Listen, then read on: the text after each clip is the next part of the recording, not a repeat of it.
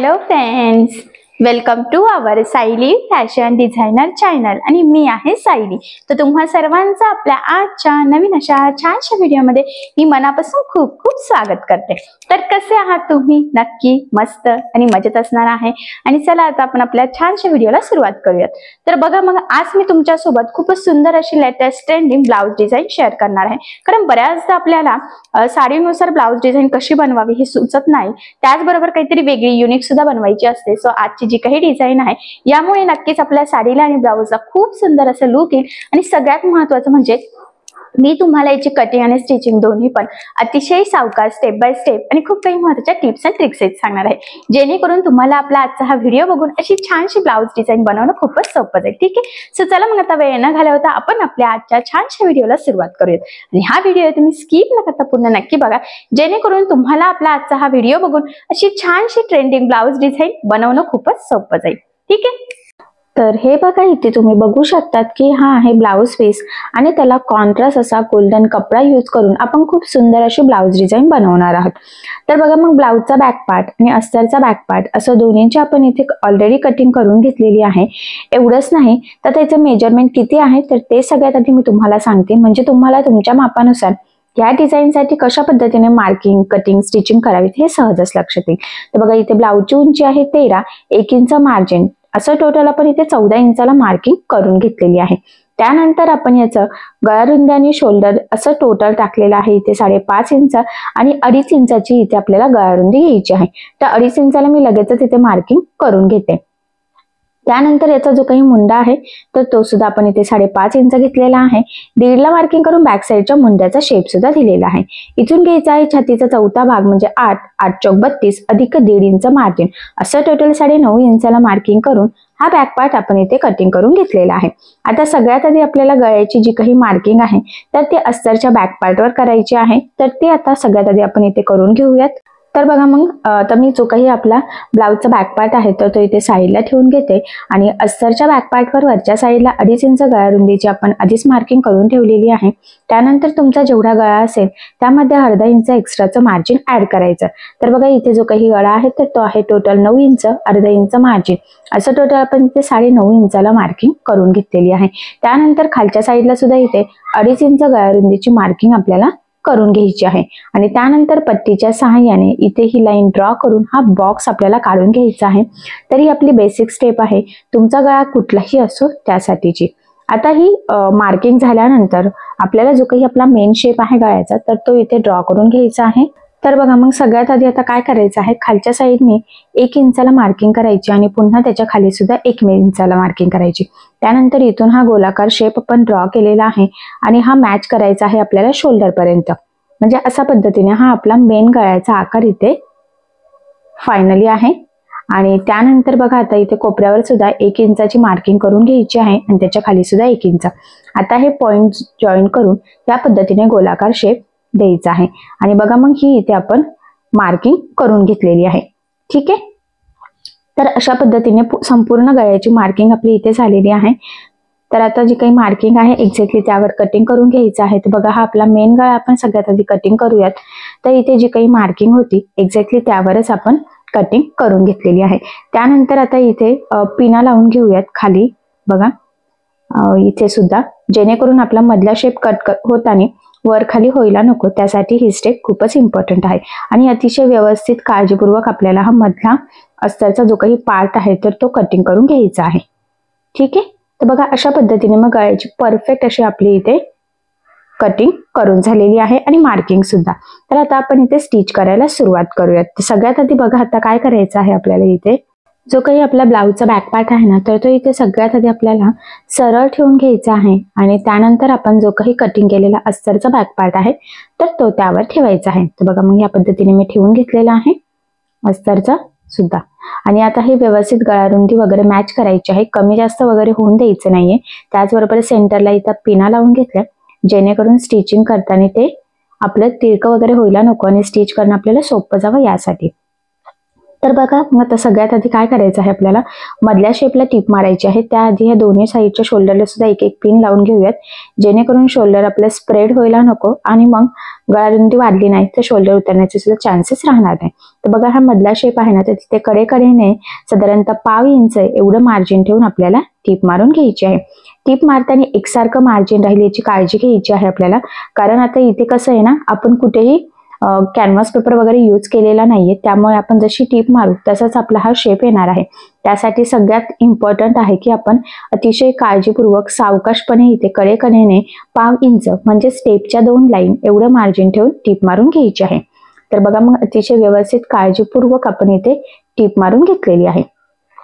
ठीक आहे, आता बघा ही टीप मारून झाल्यानंतर आपल्याला हा जो काही एक्स्ट्राचा मधला कपडा आहे तर तो इथे कट करून घ्यायचा आहे, म्हणजे ब्लाउज पीसचा. तर छोटा कट मारला आणि त्यानंतर हा मधला सगळा कपडा आपण इथे कट करून घेऊयात, म्हणजे तिथे आपला ओपन स्पेस रेडी होईल.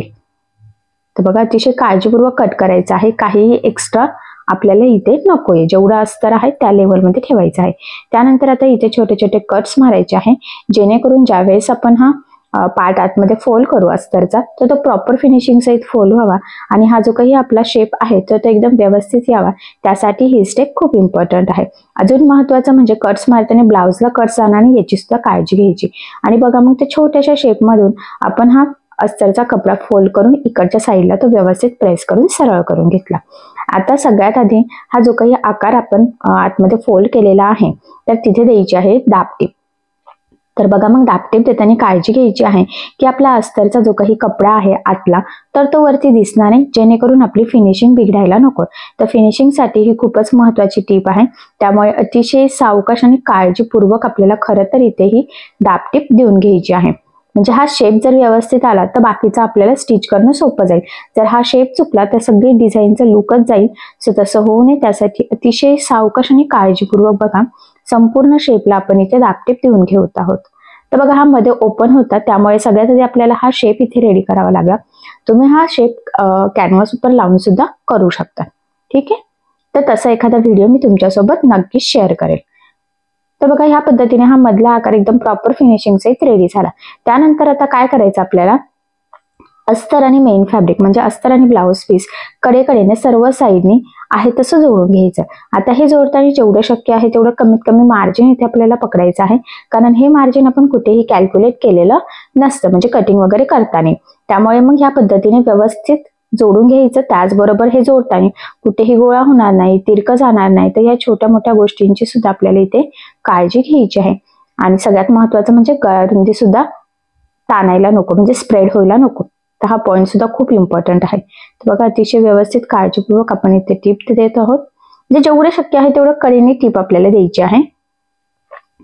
तर बघा मग अतिशय व्यवस्थित गळारुंदी वगैरे सगळं मॅनेज करत आपण इथपर्यंत आलेलो आहोत आणि कंटिन्यू आता खाली सुद्धा आहे तसंच जोडून घ्यायचं आहे.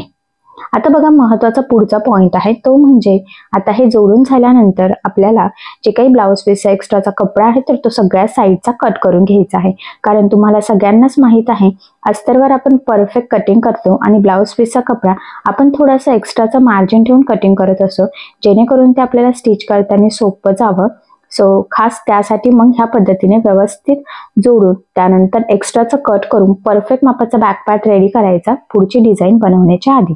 तर हा पॉईंट खूप इम्पॉर्टंट आहे, तर तो लक्षात राहू द्या. म्हणजे मेन शेप रेडी झाल्यानंतर ही स्टेप आपण करू शकतो. मग आपला मधला शेप रेडी झाल्यानंतर आपण इथे अस्तर आणि मेन फॅब्रिकचा बॅक पार्ट एकमेकाला जोडला आणि हा परफेक्ट असा बॅक पार्ट आपल्या इथे रेडी झालेला आहे.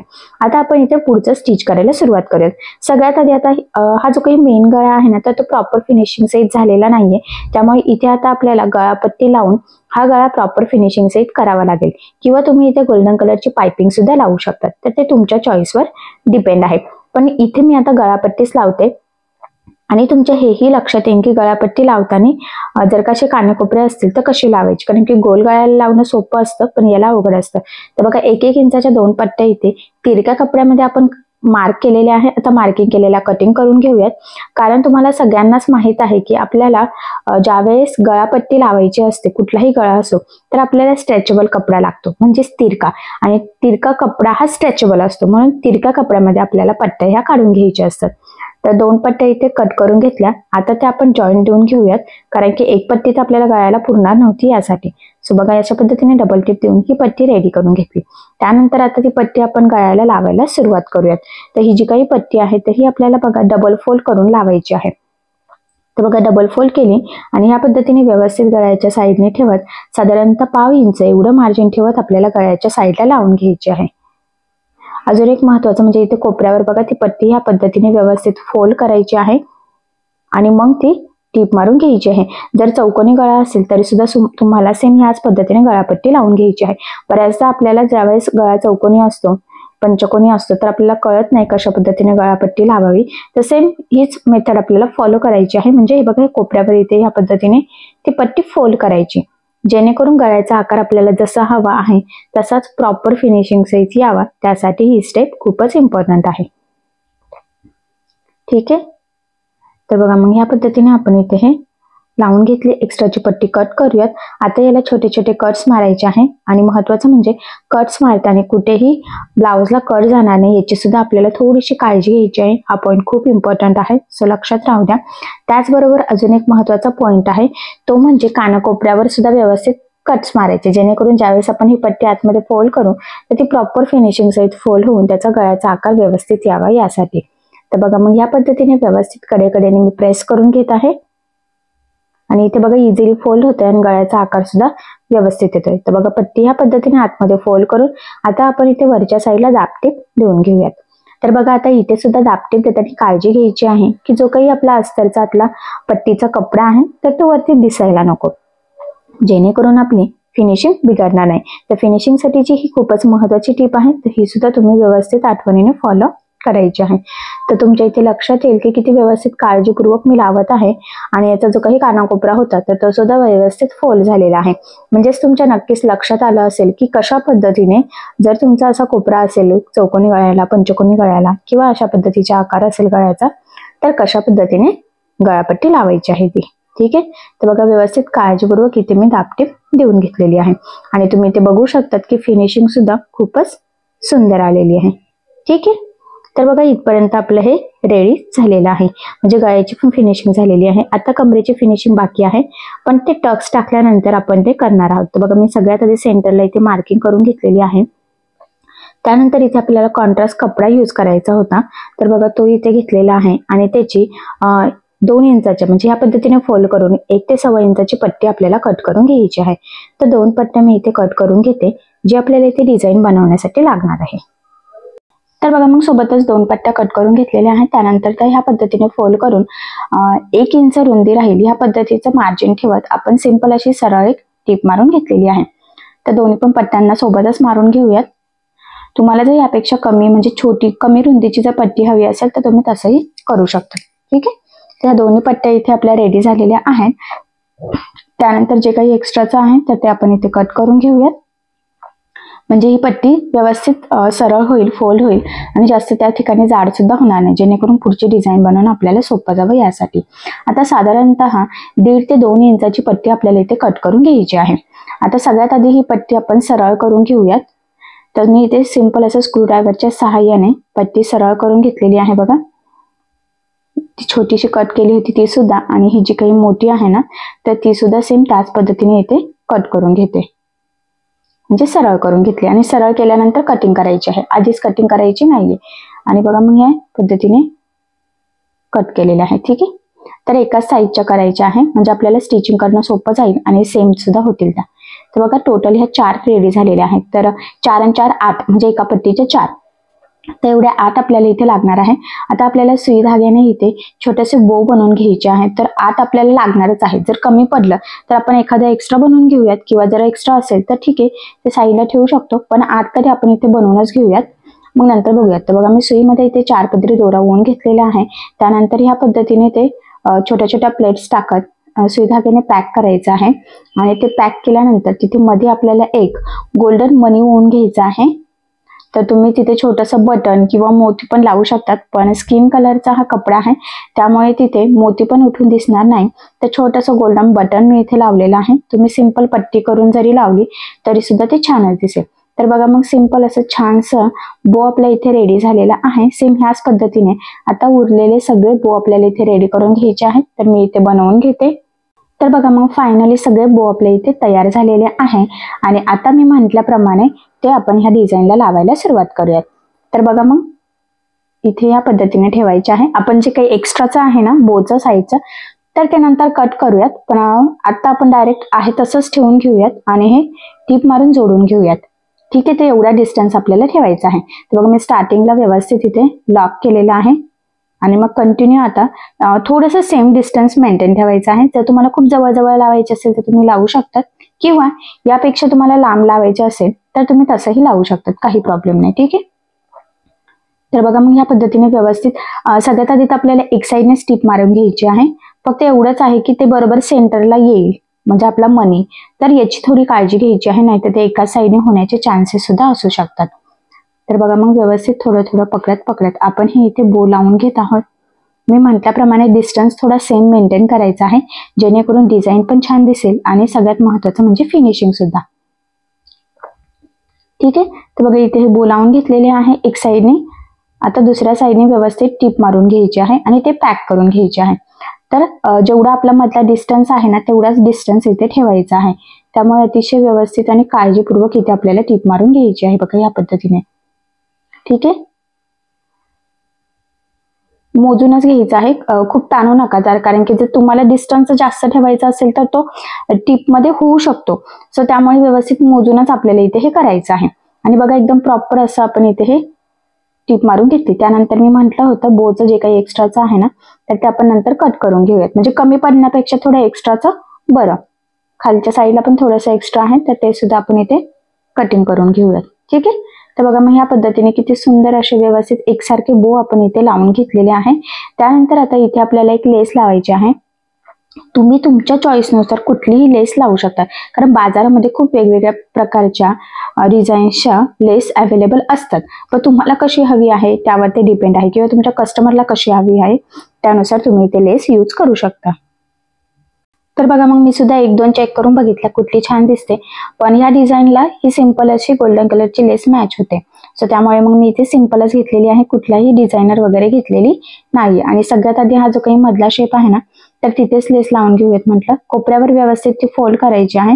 बरेचसे कमेंट्स असतात की लेस व्यवस्थित लागली जात नाही, सो त्यासाठी मी ज्या पद्धतीने लावत आहे तर ते व्यवस्थित लक्ष द्या, म्हणजे तुमच्या सहज असते लक्षात येईल. तर बघा मग कंटिन्यू व्यवस्थित फोल्ड करत तीच लेस आपण इथे खाली सुद्धा लावून घेत आहोत. फक्त एवढंच आहे की डिस्टन्स व्यवस्थित मेंटेन करायचं आहे. जर तुम्हाला थोडंसं मार्जिन ठेवत ही लेस लावायची असेल तर तुम्ही तशीही लावू शकतात, किंवा तुम्हाला या पद्धतीने डायरेक्ट जवळून एकदम लावायची असेल तर तशी. फक्त बघा कोपऱ्यावर मी ज्या पद्धतीने फोल्ड करते त्या पद्धतीने फोल्ड करा, म्हणजे आपला जसा आकार आहे तसाच व्यवस्थित राहील. नाही तर बऱ्याचदा शेप आपला असा व्यवस्थित येतो पण लेस प्रॉपर न लागल्यामुळे आपलं सगळं लुक बिघडतं. सो तसं होऊ देऊ नका. तर बघा मग इथे व्यवस्थित ती फोल्ड करून घेतली लास्टला लेस, आणि आता ह्या लेसला आपण डबल टिप देऊन घेऊयात. तर बघा लेस शक्यतो जाड बारीक कशीही असो, शक्य असेल डबल टिप देऊन घ्यायची. त्याचे 2-3 फायदे आहे. महत्वाचं म्हणजे लेस पॅक लागली जाते, त्यानंतर ती लेसवरती तरंगत नाही, आणि सगळ्यात इम्पॉर्टंट ते म्हणजे फिनिशिंग खूप सुंदर येते. तर बघा किती प्रॉपर फिनिशिंग सहित आपण मधल्या शेपला इथे लेस लावून घेतलेली आहे. सेम तीच लेस आता आपण इथे गळ्याच्या साईडला सुद्धा लावून घेऊयात. तुम्हाला जर दुसरी लावायची असेल तर तुम्ही एखादी दुसरी पण लावू शकतात, पण मला असं वाटत होतं की ह्या डिझाईनला ही सिंपल लेस व्यवस्थित अशी मॅच होते. आणि मी म्हटल्याप्रमाणे बघा कोपऱ्यावर इथे मी फोल्ड केलेली आहे आणि कंटिन्यू बरोबर आता खालच्या शेपला सुद्धा व्यवस्थित एकसारखं पकडत आपण लावून घेऊयात. आता ह्या गळ्याला तुम्हाला जर वाटत असेल तर तुम्ही इथे गोल्डन पाइपिंग सुद्धा करू शकतात, तरी सुद्धा खूप छानच डिझाईन दिसेल. किंवा ह्या पद्धतीने सिंपल लेस लावली तरी चालेल. यापेक्षा सुद्धा छोटी बारीक एक लेस मिळते, तर ती जरी लावली तरी सुद्धा चालेल. ठीक आहे, किंवा मग तुम्ही वरचा शेप आणि खालच्या शेपमध्ये डिस्टन्स अजून वाढवू शकता, जेणेकरून तुम्हाला डिझायनर लेस सुद्धा इथे यूज करता येऊ शकते. म्हणजे ते तुमच्या चॉईसवर डिपेंड आहे. आणि बघा इथे सुद्धा मी डबल टिप देऊन घेते, कारण की फिनिशिंग सगळ्यात इम्पॉर्टंट आहे. आणि मग या पद्धतीने बघा संपूर्ण गळ्याला आपण ही लेस लावून घेतलेली आहे. आणि गळारुंदी कुठेही स्प्रेड झालेली नाही पूर्ण डिझाईन शिवताना, जेणेकरून आता शोल्डर अजिबात उतरणार नाही, त्याचे बिलकुलच चान्सेस सुद्धा नाहीये. ठीक आहे, त्यानंतर आता बॅक साईडला आपण इथे टक्स टाकून घेऊयात सगळ्यात आधी, म्हणजे आपल्याला इथे कमरपट्टी लावता येईल. तर इथे ब्लॅक कलरचा दोरा मी ओवून घेतला, कारण की लेस लावताना गोल्डन दोरा लावलेला होता. तर बघा इथे सेंटर पासून आपण 4.5 मार्किंग करूयात. अर्धा अर्धा इंच साईडला आणि डिझाईननुसार मग आता इथे 3.5च फक्त वरच्या साईडला घेतलेला आहे. तसं रेग्युलर आपण 4 साडेचार घेत असतो. या पद्धतीने फोल्ड करून तिरका टक्स टाकून घ्यायचा आहे. त्याचबरोबर टक्सला नेहमी डबल टिप सुद्धा द्यायची आहे. स्टार्टिंगला एंडिंगला व्यवस्थित लॉक करायचं, जेणेकरून तिथून शिलाई निघण्याचे चान्सेस राहणार नाही आणि आपला ब्लाऊज सुद्धा लवकर खराब होणार नाही. सेम त्याच पद्धतीने दुसऱ्या साईडला सुद्धा आपण इथे टक्स टाकून घेऊयात. तिथे सुद्धा मी डबल टिप देऊन घेतलेली आहे. ठीक आहे. अशा पद्धतीने दोन्ही साईडला एकदम प्रॉपर फिनिशिंग सहित टक्स टाकले गेलेले आहे. त्यानंतर इथे आपल्याला कमरपट्टी लावायची आहे.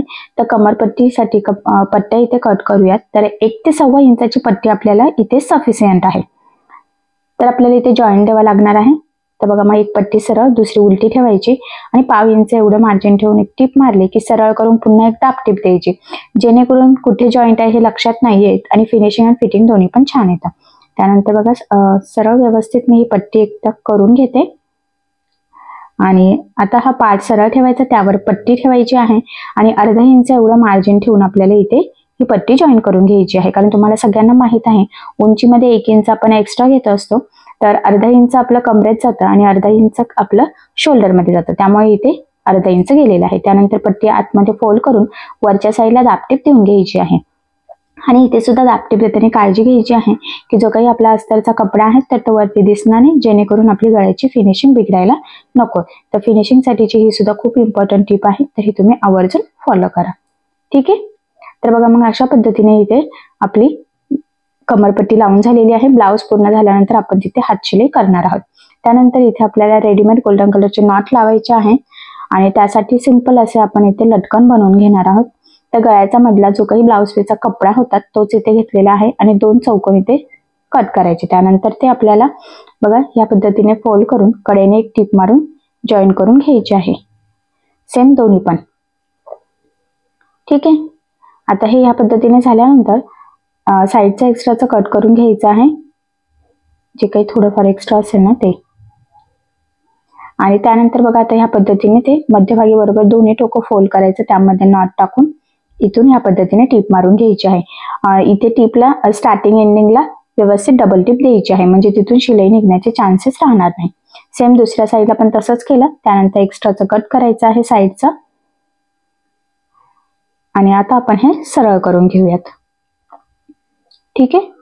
तर बघा, मग किती सुंदर असे प्रॉपर छान असे वेगळ्या पद्धतीचे लटकन इथे रेडी झालेले आहेत. आता आपण हे बॅक साईडला लावून घेऊयात. तर साधारणतः 2.5 ते 3 इंच खाली आपल्याला हे लावायचं असतं, म्हणजे शोल्डर पासून खाली. तर डबल टिप देऊन व्यवस्थित लॉक करायचं आणि तीच मार्किंग दुसऱ्या साईडला सुद्धा करून घ्यायची, जेणेकरून आपले दोन्ही पण नॉट व्यवस्थित एकाच लेवलमध्ये लागले जावेत यासाठी. हे बघा. ठीक आहे. तर अशा पद्धतीने आपण हे नॉट सुद्धा लावून घेतलेले आहे. एका ब्लाऊजला 1 मीटर नॉट सफिशियंट असते. तर बघा, मग अशा पद्धतीने खूप सुंदर असं कॉन्ट्रास्ट गोल्डन कलरचा कपडा यूज करून आपण इथे ही न्यू लुक मधली छान अशी डिझाईन बनवलेली आहे. ते सुद्धा कॅनव्हास पेपर न लावता मी तुम्हाला ही डिझाईन सांगितलेली आहे. तर बघा, मग फायनली खूप सुंदर असं कलर कॉम्बिनेशन सहित आपण आज ही छान अशी ब्लाउज डिझाईन बनवून घेतलेली आहे, तेही अगदी सोप्या पद्धतीने. मी म्हटल्याप्रमाणे इथे आपण कुठेही कॅनव्हास पेपर यूज केलेला नाहीये, कारण ही डिझाईन बऱ्याचदा कॅनव्हास पेपर शिवाय होऊ शकत नाही. पण तरी सुद्धा मी बिना कॅनव्हास पेपरची प्रॉपर फिनिशिंगच्या टिप्स अँड ट्रिक्स ही तुम्हाला ही डिझाईन सांगितलेली आहे. सो अशी डिझाईन तुम्ही नक्की ट्राय करून बघा. नक्कीच या डिझाईनमुळे तुमच्या साडीला आणि ब्लाऊजला खूप सुंदर असं लुक येईल. त्याचबरोबर अजून महत्त्वाची गोष्ट म्हणजे आजचा जो काही व्हिडिओ आहे तर हा मी तुमच्यासोबत थोड्या वेगळ्या अँगलने शेअर केलेला आहे. नेहमी आपला व्हिडिओ हा वरच्या साईडने कॅमेरा लावलेला असतो, आज मी थोडा तिरका लावलेला आहे. तर तुम्हाला नेहमीचा व्हिडिओ व्यवस्थित वाटतो की आजचा व्यवस्थित वाटतं, तर ते मला कमेंट करून नक्कीच कळवा, म्हणजे तुम्हाला ज्या पद्धतीने लवकर समजत असेल त्या पद्धतीनेच मला पुढचे व्हिडिओ शूट करण्यासाठी. कारण मला असं वाटलं की मशीन खालचं स्टिच करताना तुम्हाला दिसत नाही, सो त्यामुळे मग मी आज वेगळ्या पद्धतीने शूट करण्याचा प्रयत्न केलेला आहे. सो मला कमेंट करून नक्कीच कळवा की तुम्हाला कुठल्या पद्धतीचं समजायला सोपं वाटतंय, म्हणजे त्या पद्धतीनेच मला पुढचे व्हिडिओ तुमच्यासोबत शेअर करायला. ठीक आहे. तर बघा, मग नक्कीच तुमच्या लक्षात आलेलं असेल की आज मी काय शिकवलेलं आहे. सो आज संपूर्ण कटिंग स्टिचिंग मी तुम्हाला अतिशय सावकाश स्टेप बाय स्टेप आणि खूप काही महत्त्वाच्या टिप्स अँड ट्रिक्स सांगितलेलं आहे.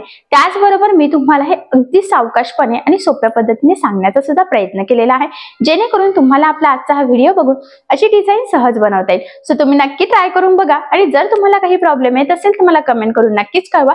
मी तुमच्या प्रश्नाचे उत्तर देण्याचा नक्कीच प्रयत्न करेन. ठीक आहे. सो चला मग आता आपण आपला आजचा व्हिडिओ इथेच थांबवूया आणि तुम्हाला आपला आजचा व्हिडिओ कसा वाटला हे मला कमेंट करून नक्की कळवा. त्याचबरोबर आपला व्हिडिओ आवडला असेल व्हिडिओला लाईक करायला विसरू नका. आणि असेच नवनवीन छानसे व्हिडिओज बघण्यासाठी आपल्या सायली फॅशन डिझायनर या चॅनलला लाईक करा, शेअर करा आणि सबस्क्राईब करायला विसरू नका. ठीक आहे. सो चला मग भेटूया पुन्हा नवीन अशा छानशा व्हिडिओमध्ये. तोपर्यंत टेक केअर, काळजी घ्या. आणि आपला आजचा व्हिडिओ शेवटपर्यंत पूर्ण बघितल्याबद्दल thank you so much. Bye bye.